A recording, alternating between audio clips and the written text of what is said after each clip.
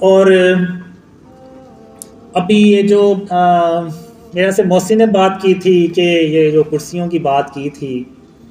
تو میں اس پہ بھی تھوڑی سی بات کر دوں کہ جب بھی وہ میٹنگ ہوتی ہے تو میں یہ کوشش کرتا ہوں کہ جن کرسیوں پہ آپ بیٹھے ہوئے ہیں میں بھی ان کرسی پہ بیٹھوں، میرے لیے یعنی کوئی اسپیشل کرسی نہ ہو۔ اس کی وجہ ایک یہ ہے، ایک ڈریم میں مجھے یعنی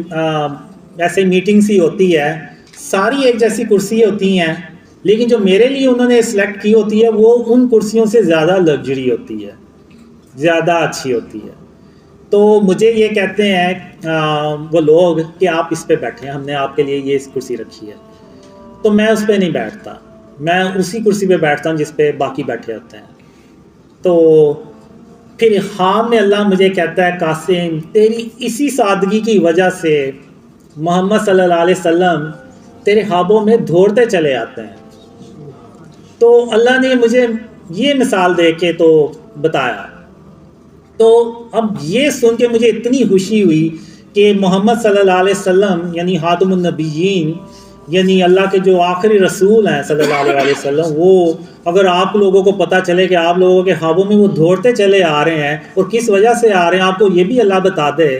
تو آپ اس پہ کتنی سختی سے عمل کریں گے کہ یہ میں کچھ بھی ہو جائے یہ عمل میں نہیں چھوڑوں گا، کہیں ایسا نہ ہو کہ میں یہ عمل چھوڑ دوں اور میں بھی وہ لگژری کرسیوں پہ بیٹھنا شروع ہو جاؤں جس پہ آپ نہ بیٹھیں اور پتہ چلے جی خاتم النبیین محمد صلی اللہ علیہ وسلم اب میرے خوابوں میں نہیں آ رہے، تو اس سے بڑا اور میرے لیے کیا صدمہ ہو سکتا ہے۔ تو اس لیے میں کوشش یہی میں نے عرفان بھائی کو اسپیشلی اس ڈیوٹی پہ لگایا ہوا ہے کہ جو باقیوں کے لیے کرسی ہوگی وہی میرے لیے ہوگی، ایسا نہیں ہونا چاہیے کہ میں کسی اچھی کرسی پہ بیٹھا ہوں اور آپ کوئی دوسری کرسی پہ بیٹھیں۔ تو یہ اس میں آپ مجھے بتائیں کہ اس میں کیا یعنی غلط بات ہے جو اسلام یا قرآن اور حدیث سے ایسی کوئی بات ٹکراتی ہے؟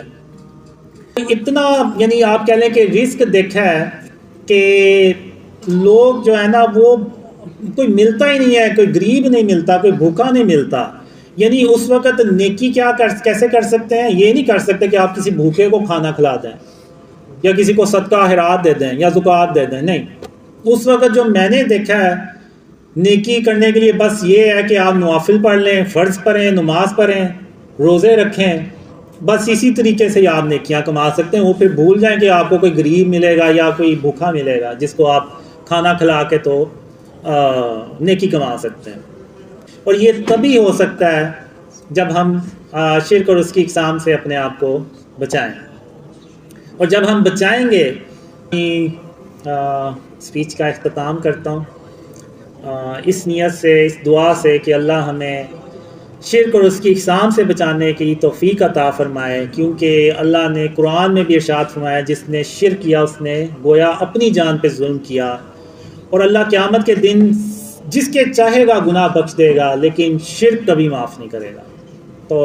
میں آپ سب کا بہت شکریہ ادا کرتا ہوں کہ آپ لوگ آئے اور آپ نے اسپیچ سنی۔ تو اب ہم نماز پڑھیں گے۔ اوکے، جزاک اللہ خیر، السلام علیکم ورحمۃ اللہ۔